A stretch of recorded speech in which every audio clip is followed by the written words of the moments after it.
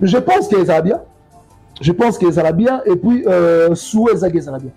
C'est notre souhait. C'est le souhait de tout Congolais. Bah, ça derrière artiste fait parce que les musique est na photo.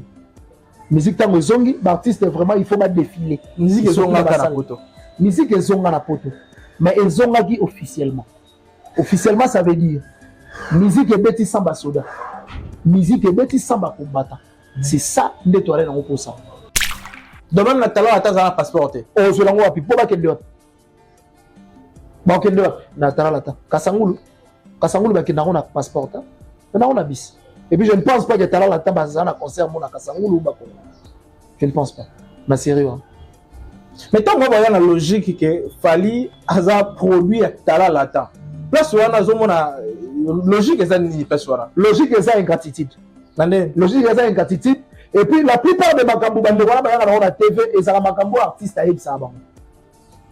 On sait vraiment que l'artiste a fait un bon pas seulement pour le kilo mouké derrière. On dit makambo ambassi a ko na TV. Que fallait le guide wendo ti de chanda. Fally da yedi ça ba on to ba vanda. Que moni ngamela na be danger mo mutu so la te corona banda la ozo comprendre. Ayi ça ba on ka ça danger. Yango ba ko pe ba ya ko le ba danger. Dans la plupart des makambo na sortie de l'éthique bande ko na ba salaka.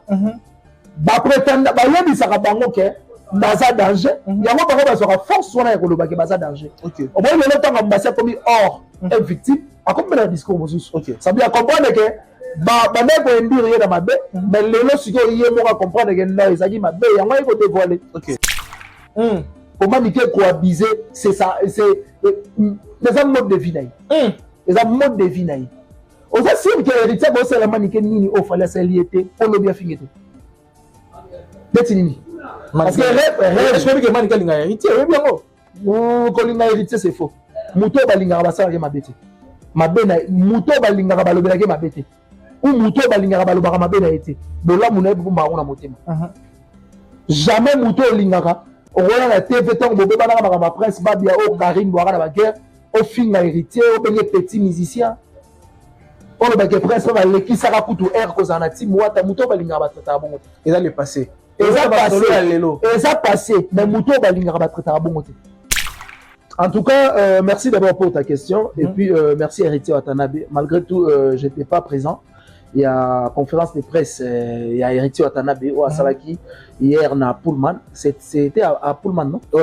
Il y avait à Pullman. Je n'étais pas là, mais na Talagi Yango, comme Mutuna Musika, Nathalie Nachom. En tout cas, j'ai aimé beaucoup.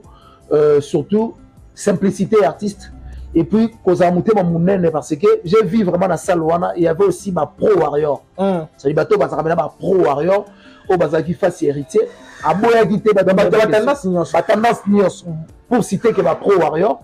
Et puis, j'ai aimé vraiment, réponse, héritier Watanabe a répondu par rapport, il y a, makambo et pesa gende boulou et qui vraiment basé en précision et pas na bango mo artiste et musicien parce que nous on est analyste, on peut analyser mais tout ça profane si je peux dire ça nakati il y a corporation il y a qui artiste congolais mais et tombagi vraiment bien hier Héritier Watanabe a répondre biso et puis a éclairé ma zone d'ombre osaki moi déséclairé et ça lui vraiment qui toko makasi donc ça me dit lolo papa chéri a eu réponse na motuna naï à répondre j'ai même piano a eu réponse moi na ya motu musicalement parlant zali ça dit na musique ibana basala c'est ça parce que on na savoir na yo mais il aussi n'a pas orienté savoir moi na moi ba bazala ba grand chanteur ba vrai chanteur autant sous bateau basala ba succès lelo ba koza tam sous na cheville pe ya bateau wala te mais tellement besoin chance ya koza encadrer bien et pas encadrer na bango lelo ba le ba raté koyoka karma pas ko traiter Félix Soisé quoi dans flatter on ça d'accord naï ouais le corbeau le renard pénal maître corbeau si renard BG tenait à son bec un fromage grand renard vu on dit la renard de la musique congolaise nandé mais c'est un renard. Yo mo voilà, tala. Mutu ozara na ba double discours. Azam mythomane. Viens là qui s'y perd qui mythomane naï. Et puis il fait oser quoi. Après ça qu'on fait une idée de éloge nion sur le mukili sans pour autant pas braquer arme. Tu sais? Oh, mais viens le bas na interview. comment on a Kofi pour na première fois à mon ana Kofi et l'équipe fait sa bonne année vu ce qu'on a le bâti intelligent oh ya prétendra ça il monde le bon bâti monde kita oh ya prétendra te oh ya zali bon oh prétendra kazali on ça propos d'angaï donc il faut souffrir nango pas assumer ça veut dire vient le mec comment on a Kofi pour sa première fois à mon ango et l'équipe fait sa bonne année et puis Kofi on dit ça le roi makila na nzota mutu biso moto dit que mutu sans makila vivre et puis vient qu'il plus loin il y a le mec abandaka Kofi na Kofi parce que ce que finit Kofi dans la musique à Congo oui banate on a vu Wazeko. Voilà, bonjour tout le monde, bonjour chers internautes, vous qui nous suivez sur Congo SNGO Plus Télévision, c'est moi le votre Kevin Mohamed Saïdi, ça a toujours été un réel plaisir pour moi de vous savoir tellement nombreux qui nous suivent en snap pour moi. Merci à nos fidèles partenaires, merci à toutes ces personnes qui n'ont jamais cessé de nous soutenir, Bandeko Bakali Banda, Topé Nakati Mboka. Nous vous disons un grand merci pour ça et tous allez awa comme d'habitude pour la conseil la émission pour que vous soyez informés. Et là, je pense que le week-end dernier, tout le monde a qui émission. Il y a Jibem Piana, le roi Mokonzi Abawenge. Puis il y a qui était ça l'émission, à ça qui sorti médiatique. Puis il y a qui beaucoup d'encre. Créé la polémique et belé après cette émission. Et là, le gouvernement ça qui analyse. Mais là, toujours une fois de plus, là des langues jambes pour la parce que l'objet de la conférence de presse, Héritier Watanabe qui a assumé également, qui a accepté que il fit le fils de Weranson, Weramakanda Weranson, le roi de la forêt, et Héritier Watanabe, il accepte quand même, il y a Rosalamouane et Weranson, bien que moi, il y a votre musique à la raté, mais quand même, lui, il a accepté. Et puis là, tu as développé dans le sujet, mais il est comme d'habitude, tu message toujours au Tambola. Là, le Lenge Moro ya Bongo, Langue Jam, il est là avec nous. Toi qui es dans le Langue Jam, oh, wapi, tu as invité le coup invité à mon Konaïlo, à qui j'ai dit déjà bonjour, Langue Jam. Bonjour Mohamed Saïdi. Bon week-end. Bon mi-week-end tout partout à travers le monde. Et puis merci pour ton invitation. Merci à les général manager Papa Clovis Film par Doris. Pourquoi pas dire aussi merci à Yawili Mouché Nico Damboka mon vieux. Bon retour dans la capitale, dans les millionnaires Laurent Sokoko, les libérateurs, on a PC Bambote. Et puis merci à Gentika Songo Bourgeois mon vieux. Merci à l'honorable Justin Mompolo, mon président Christian Mokoutia, Zala Patriote, patron de la fondation Christian Mokoutia. Et pourquoi pas dire merci à Sam Koukou, le nécessaire coffre-fort à Poto, et à Maman Aimé Koukou, et puis agence à Fret et Maritime, et à Ramoron à Château-Rouge, héritier pour Malekan qui simbi, tout ça Rabakoli, wana, et quoi avec toute sécurité. Ok, voilà, longue jambe, Boni, il y a le besoin de santé à l'orchestre et à Congo. Ouais, je pense que ça va, la diversité à Bango Nyonso, Bazo exercer, Baosa Moussala Kitoko, en tout cas, je crois que ça va. Voilà, Langue Jambe, émission à Jibem Piana. Je pense que déjà tu as aussi analyse mon rayon. Et tu as une fois de plus parce que l'objet héritier va t'en qui face à la presse. Et moi, il y a question que le coup là, wana, il y a nazali na moi na liboso ya musique. Topé, est-ce que moi na musique, na kati ya musique, moi na moto za la héritier va t'en répondre à l'objet pour na kokima polémique. Moi na moto za raté, mais quand même il a assumé, andimé te kozala moi na ya Weranson. Est-ce que tu as kozala quand la même procédure, Topé héritier a fixé bandeko par rapport, il y a moi boulot et que Zaki na mitu à battre. En tout cas, merci d'abord pour ta question. Et puis, merci Héritier Watanabe. Malgré tout, je n'étais pas présent. Il y a conférence de presse, il y a Héritier Watanabe au Asalaki, hier à Pullman. C'était à Pullman, non? Oui. Il y a à Pullman. Je n'étais pas là, mais na Talagi Yango, comme Mutuna Musika, na Talagi Nachom. En tout cas, j'ai aimé beaucoup, surtout simplicité artiste. Et puis, parce que j'ai vu vraiment dans la salle, il y avait aussi ma pro warrior. C'est-à-dire, bateau, bah, ça ramène ma pro warrior, au bazar qui fasse héritier. À moyen qui était, tendance nios. Pour citer que ma pro warrior. Et puis, j'ai aimé vraiment, réponse, héritier Watanabe a répondu par rapport, il y a, makambo et pesa gende boulou et qui vraiment basé en précision et pas na bango pour artiste et musicien parce que nous on est analyste, on peut analyser mais tout ça profane si je peux dire ça na kati il y a corporation il y a qui artiste congolais mais et tombagi vraiment bien hier Héritier Watanabe a répondre biso et puis a éclairé la zone d'ombre aux qui moi déséclairé et ça lui vraiment qui toque ma casse dans ça me dit lolo papa chéri a vu réponse na motu na naï à répondre j'ai même piano a vu réponse moi na ya motu musicalement parlant zali ça dit na musique qui bana bazala c'est ça parce que on na savoir na yo mais il aussi n'a pas orienté savoir moi na ba tu bazala ba grand chanteur ba vrai chanteur autant sous bateau ba sala ba succès lelo ba koza tam sous na cheville pe ya bateau wana te mais tellement ba chance ya kozala encadrer bien te et pas encadrer na bango lelo ba le ba raté hein ba sala rappeler succès te donc ça veut dire tu peux être un bon chanteur un grand chanteur mais il faut kozala encadrer na muto aza na vision et encadrement et puis érobinisa un fruit il y a bien donc je pense que papa chéri a eu réponse na essali vraiment bien. Voilà, papa chéri a eu réponse na essali vraiment bien mais quand même longue jambe. Tout mais sur la par rapport à la réalité côté Ritan Dimi azamo na ya Weranson mais côté on suna ko mona bande ko ba ko sala ba émission na moni Alexis Wechi bazuta ya ko fana bande ko mosusu pour ko lobake Fally azaramo na Koffi Olomide musicalement. Est-ce que tu aurais changer l'histoire côté on a tout basé dans la logique c'est normal. Bon, merci beaucoup, Mohamed Saïdi. C'est une très bonne question. C'est une très bonne question, pardon.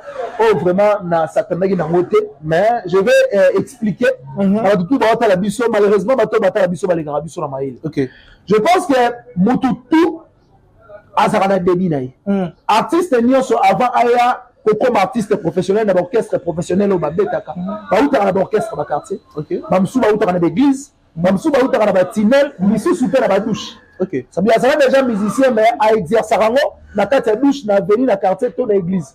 Mais si quoi comme professionnel de ba comme rango l'orchestre au déjà bazama pro. Ok. C'est ça. Donc fallait pour pas à ça na place à banda makamna ba musique.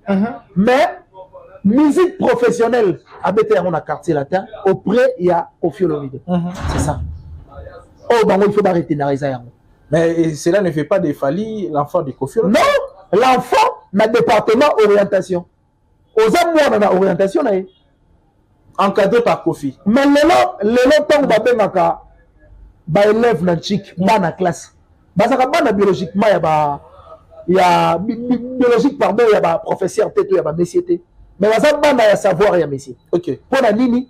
Oh, messier azanango, yo zanango te. Ça veut dire il faut se soumettre, il faut se transformer dans comme moi pour appeler ça au savoir na gentillesse aussi. C'est ça le barabana classe. Mais bazaka bana biologiquement ya professeur peut-être ya ba messier. Mais bazaka bana ya savoir ya messier.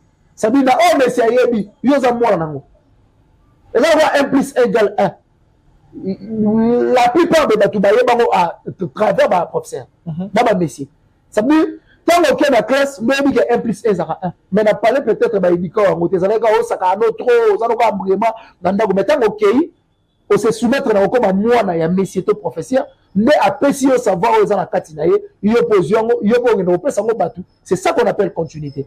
Donc, il ne faut pas comprendre, Fally, Azara déjà dans l'orchestre, il y a bêta, mais à ma vie professionnelle, même en avion dans la musique, même en un passeport dans la musique, même en un visa dans la musique, c'est à travers Koffi Olomide. Demain, na talent attend un passeport. Oh, je l'envoie, puis pour que bon, kende na talent attend. Kasangulu bakenda na passeport. On a bis. Et puis je ne pense pas que talent attend bazana concert mon Kasangulu bako. Je ne pense pas. Ma sérieux. Mais tant qu'on va dans la logique que Fally a produit talent latin. Place où on a zomona logique ça ni place là. Logique ça ingratitude. Logique ça ingratitude. Et puis la plupart des makambo bande wana ba na TV et ça makambo artiste a ça bango. On va dire vraiment que l'artiste a pas fait na bango pas ça makambo. Pour reculer mouké derrière. On va dire makambo ambassi ya ko na TV. Que fallait les guider wendo ti bebe chanda. Fally nda yebisa bango to ba vanda. Que moni ngamela na ba danger mo butu so la te corona bandala. Ozo comprendre. Avec ça bango ça danger. Yango bango pe ba ya ko ba ke danger. Dans la plupart des makambo na sortie de titre bande wana ba salaka. Ba prétendre ba yebisa ka bango ke baza danger. Yango bango ba sera force wana ya ko ba ke baza danger. OK. Au moins le temps ambassi comme or est victime. A comme le discours mosus. OK. Ça veut dire comprendre que ba ne ko ndire ye na mabe mais lelo siko ye mo ka comprendre que non ezaki mabe yango il faut dévoiler. C'est ça. Mais ça veut dire avant Fally aya na quartier latin azali na orchestre ba quartier. Mais vie professionnelle abandon la quartier latin auprès il y a Koffi Olomide. OK. Voilà mais quand même to zonga parce que likambu ya Koffi Fally makambo eboti en plus tant JB Pierre sa l'émission mais au moment na batu ya wenge be ba ça d'accord na JB Pierre té bato pe ya quartier ate baza d'accord na JB Piana te moi bato ebele na kati ya musique obayebi ke baza na bana oyo baosa fierté na bango baza pena d'accord na JB Piana te na discours ya JB Piana sikoyo mpo na yo long jambe qu'est-ce qui fait mal na JB Piana to teloko nini epoussaki JB Piana tengi bapopo lokola wana bon je pense que ça kozala na stérile musical na ndeni kozala stérile musical ça veut dire vieux n'a pas des enfants na musique bazali bon aza na bana mais bana ngo baza vraiment c'est le bango en termes ya kozala ba handicap ba kozala ba mongol ba msuba na ba personne vivant avec handicap na fini ba vivre na handicap te pour que donner exemple ya genre ya o bana via kozala na bango c'est ça donc ça veut dire vieux na musique aza bana te yango soki batuni ye question wana soki ezozonga d'habitude a répondre yango kaka na colère omoni adage moko fele midi aloba babetaka jamais lisolo ya sapate esika moto akata na lokolo azali de père que les eye c'est ça au vieux à vivre nango na musique ça veut dire vie aza na bana te na musique yango soki bazobeta masolo ya bato bazaka na bana ye alobaka moto na bana baza ti yango asalaka sikoyo recours na nga naza orchestre oyo eza le plus hospitalier et l'orchestre nyonso yango na expliquaki yango l'autre fois moto abotaka te abokolaka bana bandeko mpo alakisa compassion na ye soki nazalaka na bana c'est ça voilà lobby conférence héritier Watanabe yo moko lobby tendance nyonso ezali cophonie mais quand même plus cité côté ba warrior tonton Bev tant azo reposer question na ezali na moko ba question attiré na kati ya lobby pour na biso bandeko to pe ba journaliste tozwaka visa na compte ya Fali pour na ba production na oyo kozana musique ta mususu na espace Schengen et pour na ndeti ba biso il faut koyebisa biso kosombela biso billet to kosala ndenge nini héritier Watanabe répondre réel lobby na kama kutu tiyo mopangisa mo métier déjà za motu ya moto moko boy toutefois ezaki lolenge nini ya poser les questions lolenge nini ya kopesa réponse pour héritier Watanabe en tout cas j'ai aimé beaucoup savoir héritier Watanabe ça veut dire tant nous artistes à savoir la conférence de presse après si invitation je ne pense pas qu'à inviter à bateau bazar na parti pris ça veut dire à inviter à ba journaliste état d'esprit na bango bazar au milieu du village mais venir qu'on c'est déjà positionné aux alaka et puis on a ko visa derrière place oyo na visa c'est à tenir billet on a ressommé là bas billet est-ce que c'est obligatoire héritier faut avoir voyager là-bas c'est obligatoire bon on va dans la place officielle là ba va dans la place au voyage des au Pamba je ne sais pas est-ce que la question na na meki ko soutirer na meki peut ko réfléchir moi au-delà il y a autant de ya commodité est-ce que il y a ça ne va pas entre Fali et les communicateurs monsieur on ne pense pas on dirait na bango baza ba professionnel mais tant que je reçois ma visa place moko boy alors que ça a déjà atuni likambo ya billet asengi te atuni on va pesa ya no te otuna et na ngo so ba yebisa ke to kosombela yo c'est comme ngaza satisfait la réponse taille ça dit ba yende ko luka billet pa héritier Watanabe peut-être que des potes qui mais je ne sais pas tout rasuka yango je ne sais pas est-ce que réflexion ya bon on ndé parce que héritier tant a bengali la conférence de presse a bengi bateau bazara ozana on a tendance ya mutu moko mais esprit na yo et ça ratam so milieu du village mais j'en ai marre nazaki peu étonné ya koka composition ya question ya bongo alors que zara un orchestre moi je au visa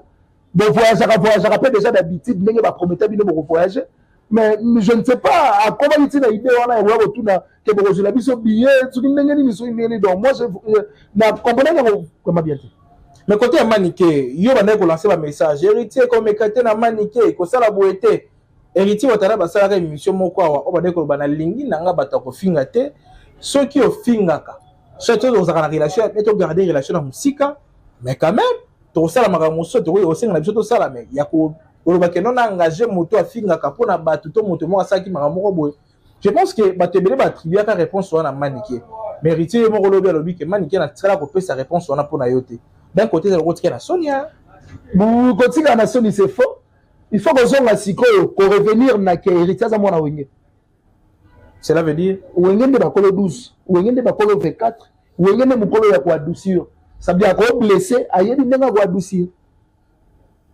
après ça qui est espoir wana adoucir ye a atténuer esprit par rapport à l'attaque ou à soi mais en réalité ouais tu as dit que alobela ngo maniqué mukolo to ya alobela yete aso le bana face wata ka vrai wata za mission wenge wata ka vrai wata mission wenge oui wata mission wenge Et puis là makambo na yebisa héritier watana be na TV naza sûr que na prévenir et puis esprit préventif wana yé à zwango ayebi que je peux venir dire ma propos autant sur la vie pour la léger peine mais en réalité na garder qu'à esprit wana il y a auparavant de père que to comme tina soukate na mère au pas abusif comment ni ko abuser c'est ça c'est les mode de vie naï les mode de vie naï on sait sûr que héritier ko c'est la manique nini au fallait s'aliété pour le bien finité détinini parce que je veux que manique linga héritier oui bien oh ko linga héritier c'est faux muto balinga basala ke mabete mabena muto balinga balobela ke mabete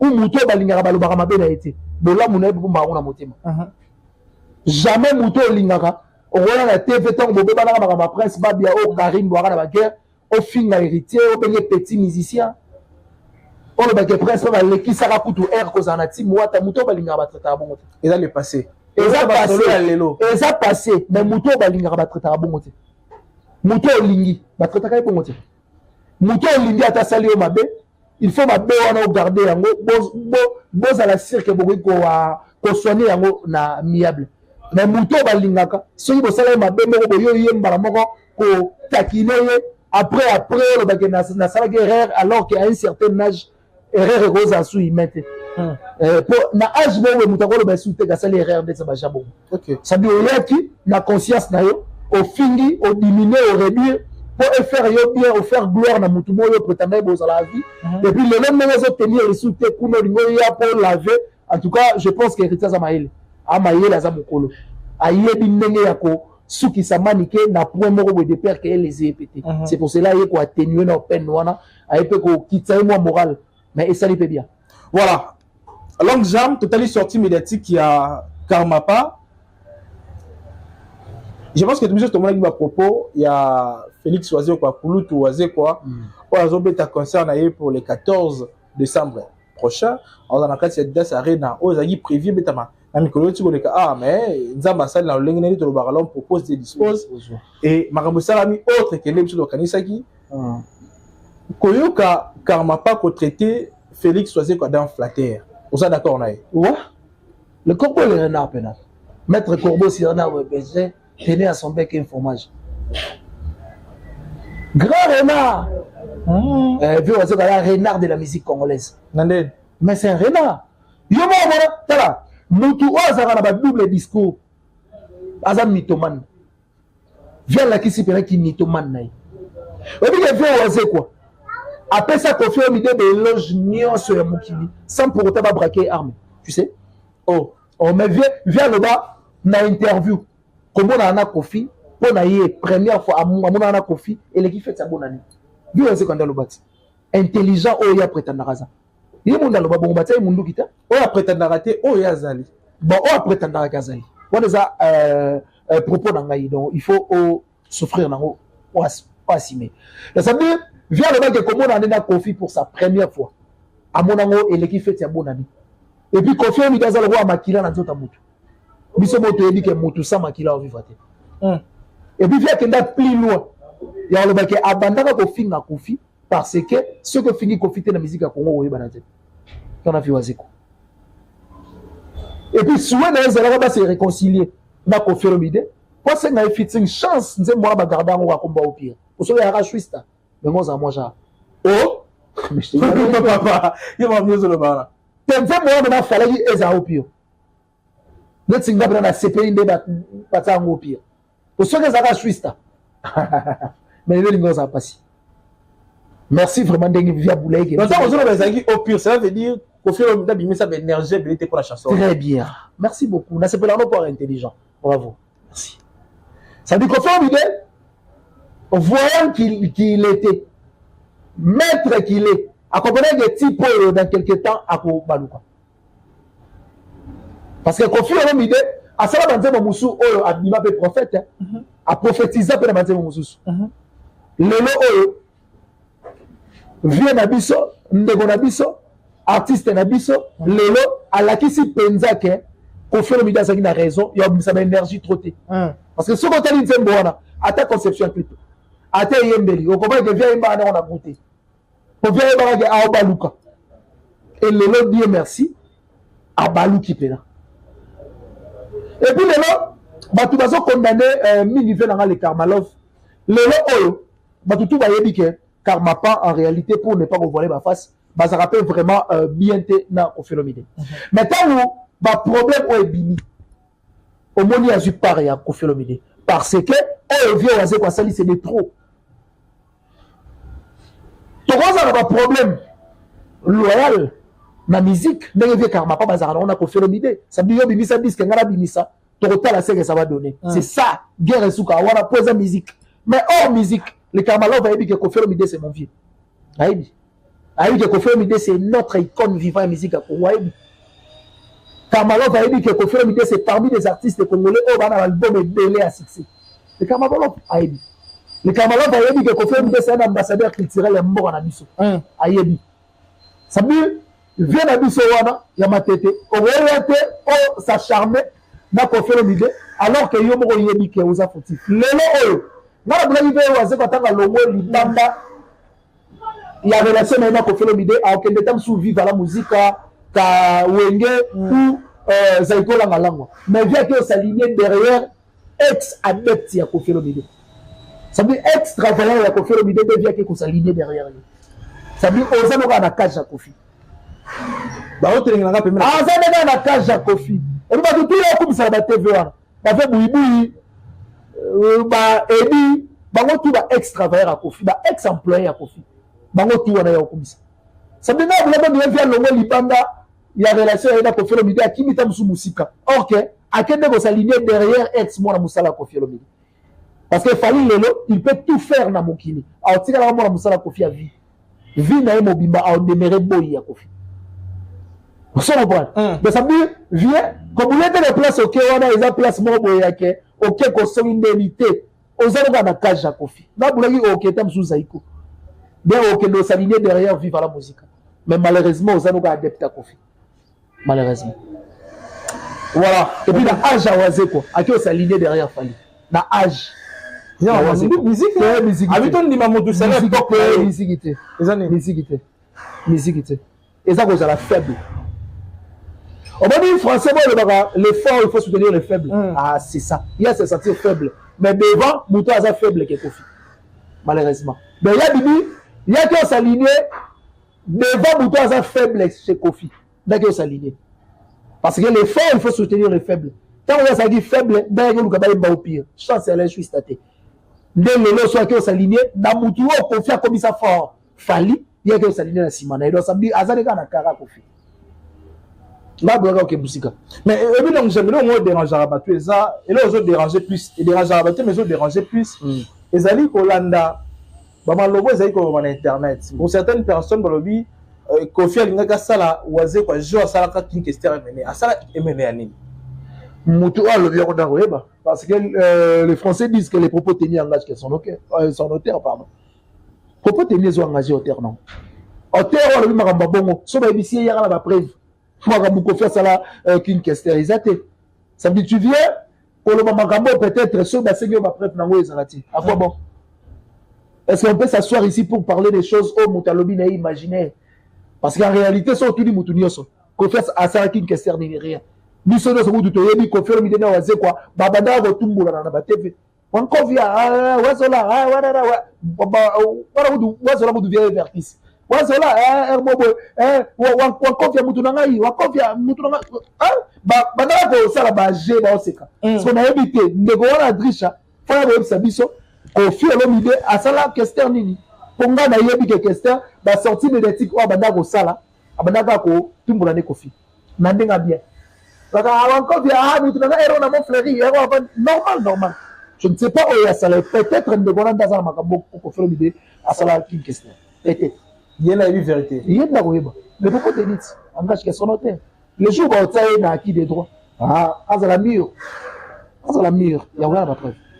À vraiment mur. Voilà. L'homme jambe côté affaire égale. Parce que Mouton, pardon, Mouton a traité. Dans ma monnion, soit traité. Mouton a démigré dans ma monnion.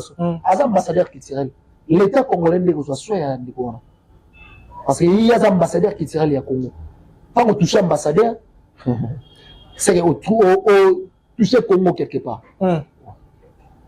Voilà, Toka Télébisson Gambou a fait rigola. Déjà pour le 15 juin prochain, fait rigola Rosala Nakatia Genève Arena. Que pensez-vous pour ces concerts? Je pense que ça va bien. Je pense que ça va bien. Et puis, souhait, ça va bien. C'est notre souhait. C'est le souhait de tout Congolais. Baza derrière artiste faire parce que les musique est zongi na poto. Musique tango zongi, l'artiste vraiment il faut pas défiler. Musique est zonga na poto. Musique est zonga na poto. Mais ils zonga qui officiellement. Officiellement ça veut dire musique est bêti samba soda. Musique est bêti samba combattant. C'est ça nettoyer dans pour ça. Faire une zone si musique on a calme dans miki. Et puis il y a une zone ça la continuité, il y a pas musique à calme. Dieu merci parce que les 15 déjà dans quelques jours. Ça veut dire tout Congolais de partout au Mozali, sont déjà bien d'habino, réserver déjà ma place parce que Genève Arena, on dirait et cause à la quadruple fois que Adidas Arena. Je te dis la vérité. Français, on reconnaît moins par son habit. Sauter les longues affaires, on comprend les gars hyper motivés. Ce qu'on a les gars on comprend les gars motivés. Donc ça veut dire Bagoloise, ma fan à la bonne musique, de vraiment Genève Arena en masse et ça la bien. Et puis merci à faire rigoler parce que elle est intégralité et Adidas Arena.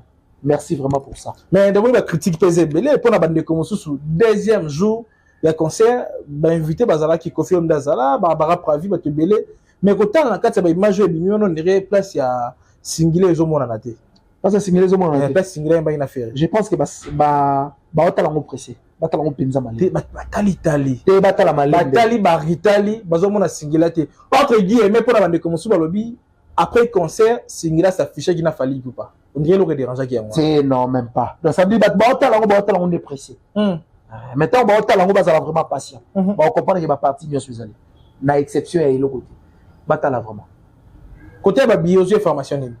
Côté ba billet ça veut dire il y a billetterie le lenge bazoteka. Ouais ça va. Ça va, na yoka qui déjà vient dans moi en Suisse. A singa faire roko madana ba 80 quelques %. Il y a vente à billet. Oui, donc il y a quelques jours hein. Ouais, dans quelques jours ici là. Au ça ni mentalité de ça congolais. Congolais linga ko payer et les jours J. Obité. Congolais ta comme parisien. Congolais ta batté Angelou. A osé comporter comme le roi congolais. A ndobé tene mbula kwa pamba, juste la bosse ni moyebi. Congolais. Voilà, tu as la souka. S'il faut lancer un message qui n'est dans la mission des mots, on va vite. S'il faut lancer un message, merci d'abord pour ton invitation. Merci aussi à Charo derrière la caméra. Merci à Arnaud de Matoumo dans la régie finale. Et puis merci à l'équipe technique Mobimba. Commencer par ma patron, message fort dans le Bakaka, te soutenir l'artiste congolais.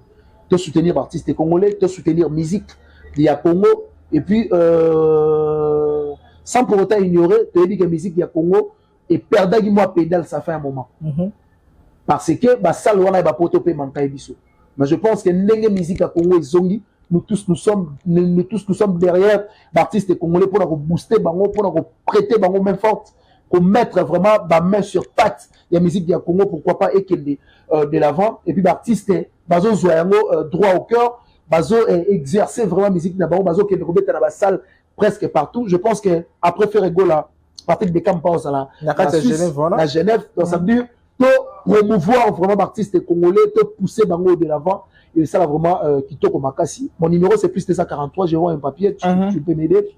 Mon numéro c'est plus 243 90 69 092 17. Plus 243 90 69 092 17. On a aujourd'hui de longues jambes pour plus de contacts. Merci déjà le président Messier Jovi.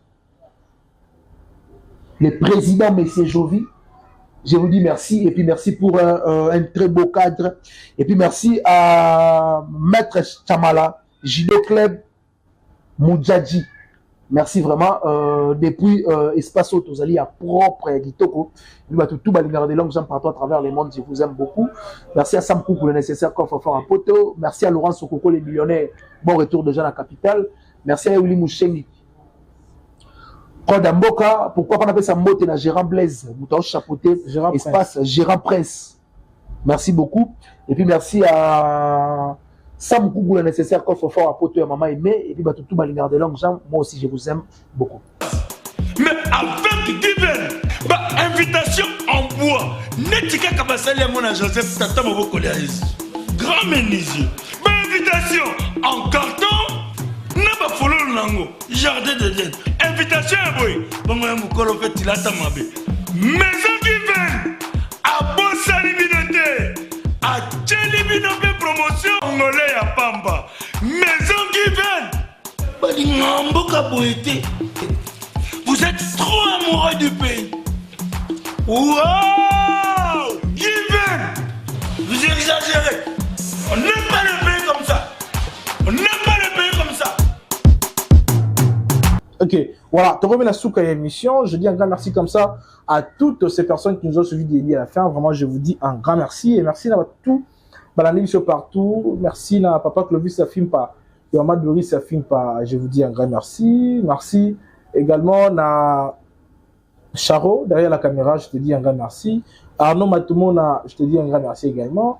Et Mote, na président Messier Jovi, donc pour le cadre qui tourne le rôle à Oyo, et le promoteur Nicole Sika Pestosali, le président Messier Jovi, nous vous disons un grand merci. Et merci également à maître, le jeune maître Tchamala, donc Dojo Club, Moudjadji, nous vous disons un grand merci également. Et Mote, na Christian Lukula, ce que tu vas faire à Paris, sans coucou le nécessaire, qu'il faut faire à Poto, il y a maman aimé Kunku, donc il faut faire à Poto, n'a évité quoi, Baye Beleba Sangana, Nengezara toujours, et Mbote, na Christian Lukula, ce que tu vas faire à Paris, roi de Gol Bilanga Makofi, na Katia, Omen, na Katia Tazida, partout Bozali, nous vous disons également un grand merci. Mbote, na gouverneur de la ville de Kinshasa, Daniel Bumba, Lyon, donc Mbote na yo, le gouv, Bambote na yo, et Mbote na batu tout balingara biso, maître Isaac Mokendichi Shimbi, et maître Jetro Moïla, magistrat Christian Zongo, batu tout barana biso bien, vraiment nous vous disons un grand merci. Tout le monde prochainement avec un nouveau numéro, et là portez-vous bien, bye bye.